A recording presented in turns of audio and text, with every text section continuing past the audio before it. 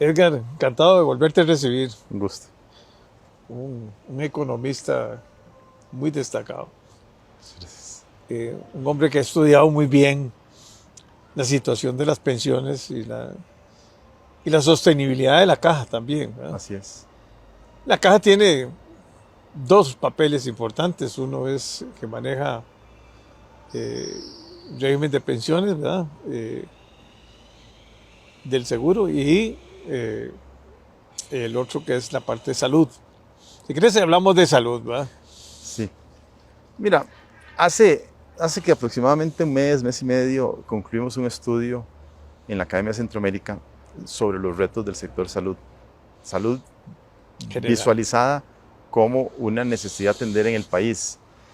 Con el Y doctor Cortés, con el doctor Cortés, correcto.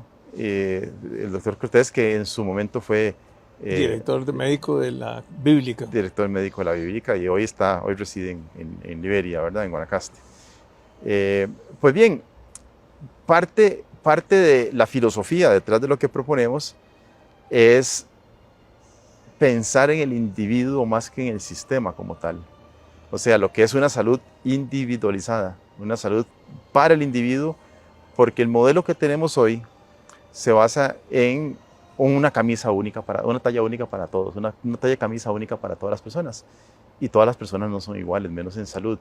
Entonces, muchas veces, y en la mayoría de los casos, a las personas, cuando finalmente la logran atender en la caja, porque hay problemas Sí, que se severos verá de listas de espera, un año, 2 años. resulta que el procedimiento que reciben no es específico a su padecimiento, digamos, sino que van a recibir los medicamentos promedios, la atención promedio, y todos tenemos casos, digamos, de situaciones que han sucedido en familiares o amigos cercanos, en donde, por ejemplo, estaban esperando 1 o 2 años por una cirugía y los internan y resulta que no se lograron despejar las camas y los devuelven para la casa y les dicen vuelvan un año. Ahora con la pandemia les decían vuelvan en un año.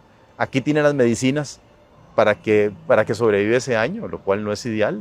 O sea, una persona enferma puede ser que no tenga ese año para esperarse y, Y los costos y los costos se incrementan para la persona incrementan y y para el para la sistema. institución, sí, claro. Y eso es el resultado de un modelo, digamos, de brindar una misma solución a todas las personas. Entonces, la filosofía es pensar primero, en una atención comprensiva de todo lo que significa salud. Y lo segundo es hacer una salud específica al individuo.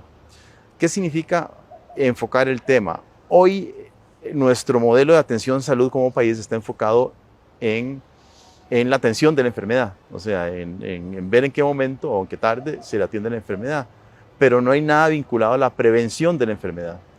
¿Y por qué esto es importante? Porque en un país como cualquier otro que tiene un proceso de envejecimiento, en caso de Costa Rica un poco más acelerado, ningún sistema va a ser capaz de darle atención a todas las personas si se esperan a que se enfermen todos en grupo y colapsa el sistema, que es lo que estamos observando en la actualidad. En la actualidad estamos observando que el sistema no está siendo capaz de atender, digamos, las necesidades del grupo. Pero a estas personas nadie les dijo que habían formas de prevenir muchas de las enfermedades que hoy se desarrollan. Y otros países sí nos llevan mucha ventaja en el desarrollo de prevención de la salud. O sea, el tema es, la gente eventualmente a lo largo de sus vidas va a enfermarse y la idea es que se enfermen lo más adelante posible para disminuir la saturación del sistema y disminuir los costos del sistema. Entonces, se deben promover hábitos de vida saludable. Control, por ejemplo, del consumo de azúcares, por dar un ejemplo muy puntual. Otros países, puntualmente Chile, por ejemplo, o algunos países sudamericanos, le han puesto impuestos a las bebidas azucaradas, porque es una de las fuentes primarias de azúcares. Y eso con el fin digamos, de evitar que la gente siga consumiendo esas bebidas. O sea, sucede algo de lo que sucedía con el tabaco muchos años atrás. Desde ya décadas, de hace mucho tiempo, el país nuestro empezó en una promoción de evitar el fumado mediante el incremento del precio principalmente, pero haciendo que las cajetillas sean menos atractivas, disminuyendo la publicidad. O sea, se sabía que los fumadores iban a seguir siendo fumadores, pero lo que se evitaba es que nuevas personas jóvenes entraran otra vez en el proceso. Y entonces, si uno se fija, digamos, en los años, no sé, 60, 70, en este país la mitad de la población fumaba, y es porque los actores del cine salían fumando y los presentadores de la televisión salían fumando, era parte como de una moda. Marlboro y todos los... Claro, y además estaba era vinculado... parte del peligro. Claro, no, estaba vinculado con el vaquero y toda la historia, etcétera. Bueno, eso cambió, y ahora uno ve un paquete de cigarros y es poco atractivo a la vista, no permiten ponerlos en lugares que sean visibles para el consumidor, han cambiado un montón de cosas más, y ya la realidad es que como el 10% de la población solamente es la que fuma.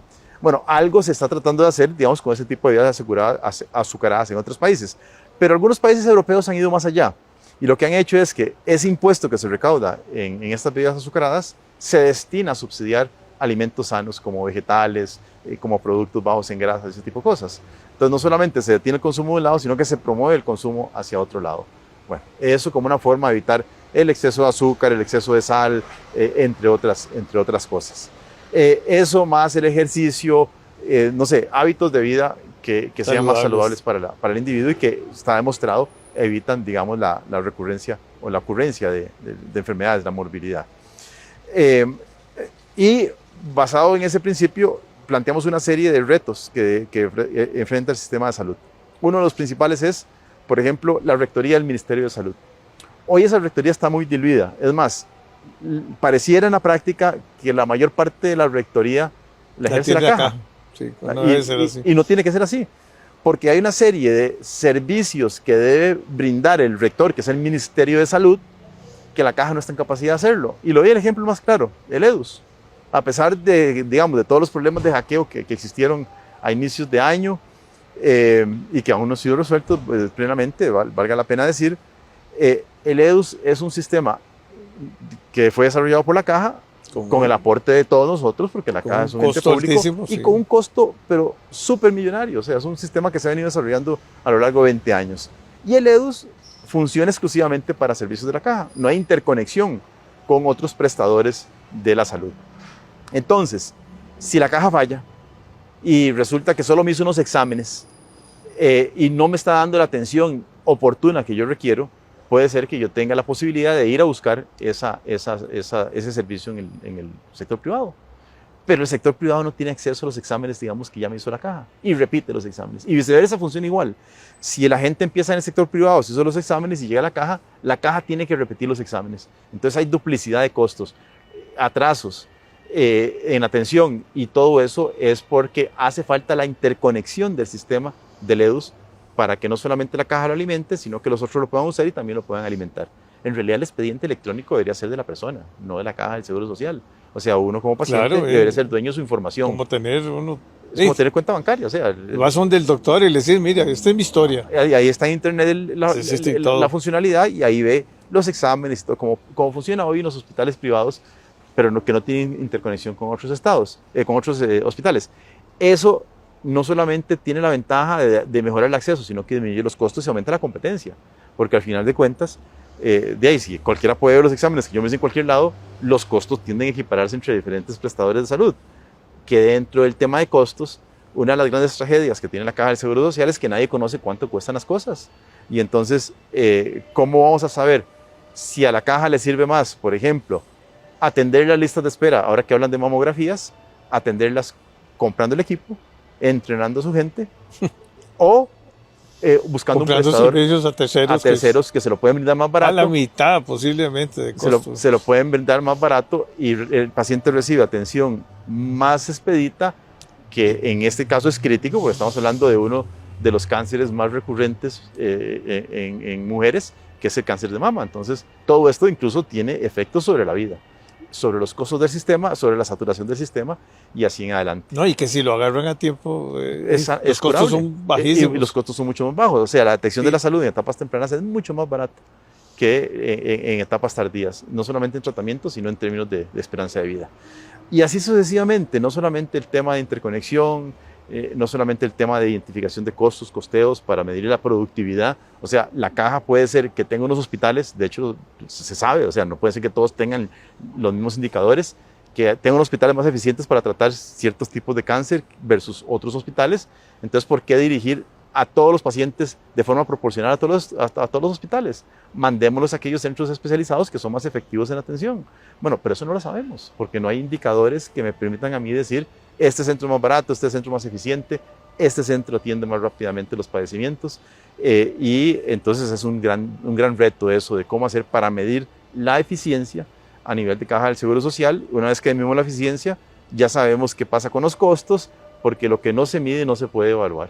Y me parece que vivimos en la época oscura en relación con esos costos. Y bueno, el estudio es bastante amplio, pero habla de una situación que Costa Rica no ha logrado explotar y que potencialmente puede solucionar en gran medida los problemas de atención de la salud de nuestra población. Y es toda la parte de investigaciones clínicas. Bueno, resulta que Costa Rica es un caso de estudio en la atracción de inversiones extranjeras directas vinculadas al sector salud. Y parte de las ventajas que tiene el país es que tenemos a las principales empresas de desarrollos médicos del mundo ubicadas en una franja relativamente pequeña en la zona del Coyol. O sea, se está creando ahí un clúster que de hecho no es casualidad, es el resultado de un esfuerzo de gobierno, de la Cámara de la Salud, de los participantes, de las empresas participantes en este segmento y de las universidades que lograron confrontar o conformar esto que llaman clúster es una aglomeración de empresas que tienen una particularidad en común, que es la prestación de equipamiento médico y están las principales empresas en el mundo de Costa Rica, pero están produciendo prácticamente solo equipo médico, no hay nada de investigación. Y dado el tamaño de Costa Rica y lo relativamente saludable que es el país, la alta expectativa de vida, a estas empresas les interesaría desarrollar investigación médica.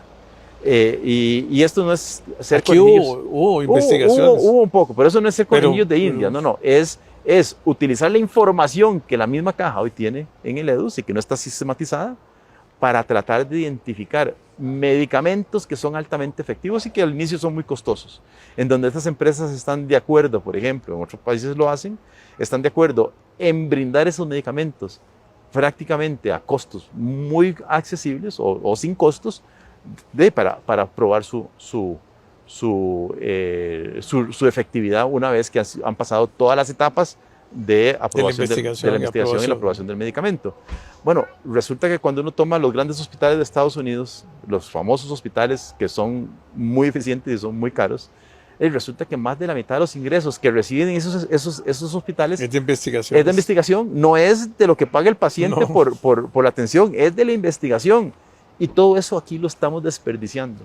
Tenemos a las universidades altamente capacitadas para eso. Tenemos a centros de investigación ya de las universidades públicas que se dedican, por ejemplo, en el caso de investigaciones de cáncer de mama, de papiloma humano, hay desarrollos que ya se están promocionando en el mundo, que fueron desarrollados en Costa Rica, y eso es solo la puntita del iceberg de lo que puede ser toda una rama de la investigación en un país que tiene una cercanía muy próxima a los Estados Unidos y que ya están las empresas aquí. O sea, eso es una decisión que las empresas tomarían en una tarde si tienen las condiciones adecuadas. ¿Y cuáles son las condiciones adecuadas? Bueno, tener un sistema de información que se pueda utilizar para hacer investigaciones médicas y la posibilidad de empezar a trabajar con los centros de investigación. Es poco, o sea, lo que se tiene que hacer para ordenar el esquema y empezar a generar ingresos que nuevamente la caja se beneficia el paciente, y yo no veo por qué esto no se puede desarrollar en el país. Y con los problemas tan serios que tenemos de financieros y de listas de espera. Y sí. Listas de espera, porque sí. Y esto de la promesa de reducir las listas de espera es casi imposible. Sí. No existe país en el mundo que tenga un sistema de salud sin listas de espera. O sea, no. Las listas de espera se administran. La administración de las listas de espera por parte de la caja es prácticamente inexistente. O sea, en lugar de ir reduciéndose los tiempos, más bien se van incrementando. Lo que aquí se tarda 2 años en atender, en otros países se administran en 2 semanas o en 2 meses. Entonces, realmente, eso lo que va generando, primero es una insatisfacción de las personas en relación al servicio que reciben. Eso afecta la cotización al sistema, porque si yo no voy a recibir una atención por parte de la caja, ¿para qué voy a pagar las cuotas? Sí, sí. Y eso yo lo observo en estudios vinculados a pensiones, que uno dice, ¿cuál es la relación con pensiones? Bueno, generalmente las cuotas para pensiones y salud se recaudan de forma conjunta. Y resulta que la puerta de ingreso para que la gente cotice para las pensiones es una buena salud. Porque en las encuestas nosotros hicimos unos grupos focales para el tema de pensiones y lo que encontramos es que la primera respuesta es el servicio de salud que se da en todos los países es deprimente. Entonces, ¿para qué voy a cotizar? Y si no cotizan para salud, no cotizan para pensiones. Se hacen trabajadores informales y si aumenta el problema entonces porque es más difícil financiar estos gastos, especialmente en países como Costa Rica, que tratan de tener una cobertura universal a la salud. Entonces, las listas de espera es otro de esos grandes desafíos y bueno, ahí lo que hay que hacer es establecer una serie de prioridades, empezar a buscar cómo atender por medio de eficiencias esas listas de espera, cómo irlas disminuyendo a valores razonables, y eso no se puede lograr si no logramos un mecanismo de costeo para saber dónde es más barato atender a los pacientes que hoy. Porque, o sea, para nadie es un secreto que un EVAIS manejado por una cooperativa o por una clínica o por una universidad es mucho más económico. Ya se han hecho análisis de costos, sí, que la caja se meta en ese servicio directamente, ¿verdad? Sí. Pero como vos decís, no saben cuánto cuesta nada de los servicios que están dando. Con unas mayores complejidades, y es que las carencias que existen a nivel de EVAIS, que es un buen modelo que se desarrolló en Costa Rica se reconoce a nivel internacional por tener un buen primer nivel de servicio, sí, que todos los sistemas de salud se basan en ese primer nivel. Pero si ese primer nivel empieza a fallar mediante la creación de filas de atención, a mí me parece, por ejemplo, un contrasentido que una gente que esté enferma tenga que hacer fila a las 4 de la mañana para sacar una cita. Y eso ocasiona otros males adicionales, como que existen las personas que cobran por hacer esas filas o situaciones que no son de todo deseables, en donde la persona hace la fila y no le dan la cita. Y uno dice, con todo el desarrollo informático que hemos tenido, con toda la experiencia que nos dejó la pandemia en la atención de salud, por ejemplo, la caja se enrolló las mangas y dijo, aquí no vamos a exponer a nuestro personal médico al COVID, vamos a atender los casos de COVID por medios virtuales, o sea, por Zoom, lo que sea. Bueno, si funcionó en esa época, ahora más que nunca. Hoy, por ejemplo, el Instituto Nacional de Seguros, la atención primaria, siempre que se pueda, la da de forma virtual.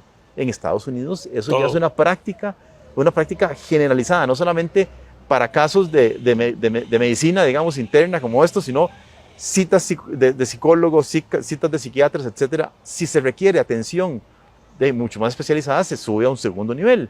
Bueno, aquí se satura el primer nivel y entonces lo que se hace es trasladar a los pacientes a niveles de atención mucho más elevados y se van saturando los diferentes niveles por la ineficiencia que existe en ese primer nivel. Porque muchas cosas se podrían resolver. Exactamente, a primer nivel. A primer nivel, además, reforzando, por ejemplo. No hay un ultrasonido, no hay para tomar rayos X. Bueno, eso lo iba a decir, no existe.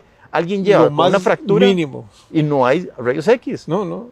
A mí me ha pasado con un empleado que tuvo un golpe y le tocaron el brazo y la médico le dijo, no, usted no está quebradito.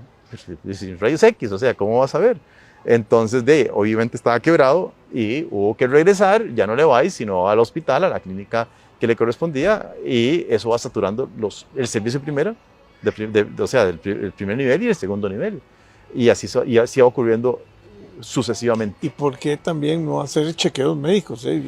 Bueno, ese es el tema de la prevención de la salud. Eso es la prevención de la salud. Vamos a ver. Uno tiene que tener un chequeo. Uno tiene que tener chequeos médicos. Igual que un carro necesita cambiar el aceite. Bueno, y porque si identifican algo, va a ser mucho más barato a que ya sea en ese momento.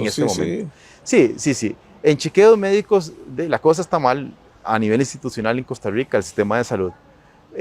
Porque muchas veces la prevención no está cubierta, por ejemplo, por seguros del INSS, por decir algo. Si usted va y se pone una vacuna contra la gripe, por dar un ejemplo, la vacuna no se la cubre el seguro del INSS. Prefieren a que uno esté enfermo y que ya esté ahogándose para entrar a cubrirle. Eso no tiene sentido. Pero lo mismo ocurre con el papiloma humano, lo mismo ocurre con el COVID o muchas cosas más. Hay una serie de aspectos preventivos que deberían estar cubiertos. ¿Por qué no hablar de terapias de ejercicios, ¿verdad? O sea, nutricionistas, todo eso son servicios que están exclusivamente enfocados a personas que tienen padecimientos muy extremos, que ya están en situación de enfermedad. Eso encarece mucho el sistema. Y es el mismo caso, no sé, para un chequeo de la vista, para una catarata, para todo. O sea, para todo. Sí. hay una gran parte de nuestra población que no tiene dientes ya. O sea, porque los dentistas no estaban entre los servicios. De los servicios que prestan, así Y es. eso dice uno, bueno, pero ¿qué es lo que está pasando?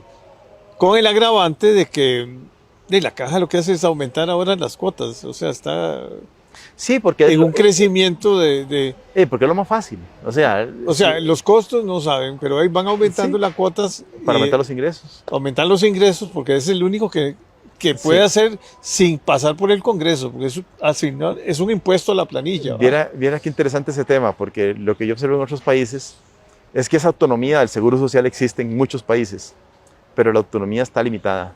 Y le doy el ejemplo de Guatemala, y menciono Guatemala por dos aspectos importantes. Primero, porque el sistema guatemalteco en los años 50 se copia el de Costa Rica, y quien lo lleva allá es don Oscar Barahona Streber, que ya falleció, pero él es como el fundador del seguro social en Guatemala. Y tuvo la sapiencia, a él le dijeron, venga y haga una ley del Seguro Social, y en 15 días tenía la ley, la tenía aprobada en el Congreso, lo nombraron el primer presidente ejecutivo del Seguro Social allá. En un momento hubo algún escándalo, él dijo, yo me voy, ahí dejo esa vaina ahí, ¿verdad? Y ahí acabó la historia de don Oscar en Guatemala. Pero el seguro sigue vigente el día de hoy, y de hecho a don Oscar lo consideran el padre de la seguridad social en Guatemala. Bueno, resulta que dentro de la ley que él redacta, dice, el seguro social tiene autonomía, igual que en Costa Rica, con excepción de la parte vinculada a cuotas, porque sí son cargas para fiscales, y eso tiene que estar reservado a la Asamblea Legislativa. Sí, pero aquí, por ejemplo, estábamos antes en punto 25 y vamos para el 2023, ya estamos en 1,57. Sí. Y para el 2029 en 1,91%. En pensiones. En pensiones. En salud aún no se ha dado el golpe, pero el sector salud está más grave que el sector pensiones, porque los padecimientos del envejecimiento ocurren primero en salud. O sea, la gente primero enferma y después entra la parte de la pensión. O sea, la gente enferma mucho tiempo antes de estar pensionado. O enferma, digamos, más dramáticamente en el tiempo, conforme la persona va adquiriendo edad, los padecimientos son más caros de atender. Entonces, en salud, próximamente la caja va a tener que hacer un ajuste. Y hoy ese ajuste no se visualiza porque la atención o los costos de la atención de las personas no aseguradas son con cargo al Estado. Y eso ha venido engrosando la cuenta que supuestamente el Estado le debe a la caja del Seguro Social. Y al final de cuentas, esos son impuestos que no se cobran por medio de cuotas, sino por medio de mayor recaudación. Y en el caso de pensiones, que es un poco más grave el problema, porque solo se le da pensión a aquellos que cotizan en la caja del Seguro Social. Esa cotización que en el 2005 se acordó para ir aumentando 0,50 cada 5 años, que posteriormente dijeron no alcanza, tiene que ser cada 3 años, es la situación que usted está describiendo, y que ha aumentado la tasa de cotización de las tres partes, o sea, trabajadores, patronos y el Estado, de 7,5%, y la va a llevar a cerca de un 12% para el año 2029. Entonces, 12%. Cercana al 12% para el año 2029. Es bastante. O sea, es casi estamos hablando de un poquito menos del doble, ¿verdad?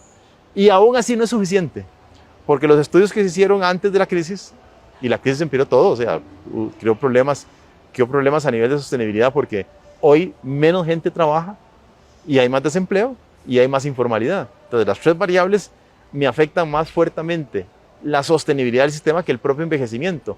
El envejecimiento es un proceso natural de la población relativamente lento. O sea, es acelerado en Costa Rica, pero nuestra expectativa de vida va creciendo como 1 año cada 4. No, la informalidad, el desempleo y la no participación en la fuerza de trabajo es inmediato. Eso afecta a las finanzas directamente, ¿verdad? A la yugular, como dice. Pero hacer un aumento de la cuota, eso ya termina de ser casi prohibitivo. Y parte de ese problema de informalidad proviene de ese aumento en la cuota. Entonces, ¿cuánto tiene que ser la cuota? Bueno, el estudio que se hizo en el 2018, antes del COVID, decía que tenía que ser superior al 25%. Pero eso fue 2018. Hoy, como ya no se hizo, ya no va a ser 25, ahora va a ser 26 o 27 o 28. Y no sale, la caja no sale con sus finanzas a menos de que repensemos el esquema de financiamiento. ¿Y qué significa repensar el esquema de financiamiento? Olvidarnos que todas las cotizaciones o todo el gasto en pensiones tiene que venir por vía de cotizaciones al salario, porque ahorcamos al sector formal, lo hacemos cada vez más oneroso y vamos haciendo que el sistema de la caja se convierta en un embudo al revés, en donde los ricos están arriba, ¿verdad? Bueno, la población más numerosa está en la parte de los ricos que se pensiona y los pobres algunas veces van a cotizar, otros no, y no van a adquirir beneficios del sistema. No, pero el problema es que, como vos decís, la informalidad va a aumentar, que Está aumentando, ya ha aumentado 20% en 10 años, 15 años. Y la gente no va a cotizar, o sea, la gente no quiere meterse, ya no le da la plata para... Sí, porque la decisión entre cotizar y no cotizar no es algo digamos, lúdico de la persona, sino es la elección entre comer y no comer para muchos de ellos. Muchos van a ser de comer o no comer. No, es que no lo percibimos, vea. La diferencia entre lo que recibe un trabajador formal y lo que paga el patrono es cerca del 80% en Costa Rica. El resto se va en cosas que tienen que ocurrir, como el pago de vacaciones, pago de cesantía, cuotas a la seguridad social, entre otras cosas. Cuando uno suma todas esas cosas, la diferencia da como 80% o más. Y entonces, cuando se compara esas cargas a la planilla con otros países, resulta ser que Costa Rica está en la posición 13 de los países que tienen cuotas más altas a la seguridad social. ¿Cuáles son los otros 12? Y la mayoría son europeos que tienen niveles de ingresos muy elevados y que sí permite sacarle la mitad del salario a la persona para pagar servicios que presta el Estado. O sea, si usted me habla de Dinamarca, bueno, en Dinamarca el Estado llega y le dice, mire, esa casa suya tiene que ser blanca, tome la pintura y pinte. Aquí no ocurre así, o sea, aquí hay que pagar, aquí hay que pagar el pintor, la pintura y todo, ¿verdad? Allá le dan la salud, la educación, seguro de desempleo. No, o sea, pagas tantos marchamos, todo, sobre todo la educación, que correcto, es carísima aquí. Sí, pero todo eso va añadido en esa mitad del salario que le quitan. Yo tengo un amigo que vive en Dinamarca y dice, a mí me quitan el 55% del salario. Pero no me pero no me afecta porque el Estado me da esto, que de todas formas... Y de calidad. Y de calidad, correcto. Es sí, que esa es otra, ¿verdad? Sí, entonces tiene un padecimiento, sabe que el hospital le va a responder y le va a responder pronto, y entonces no tiene que comprar seguro de salud. En mi caso, yo no solo pago la caja del Seguro Social, sino que tengo que comprar seguro de salud porque evito ir a la caja por todos los problemas de espera que existen.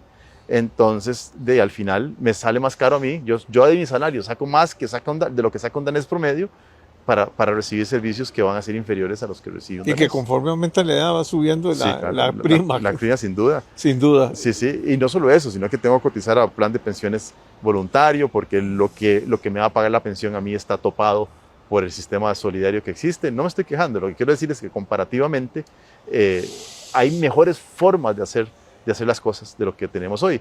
Entonces, en materia de pensiones, tenemos que diseñar un sistema que sea menos taxativo al empleo formal. Porque el trabajador formal hoy tiene que cotizar, por ejemplo, asignaciones familiares.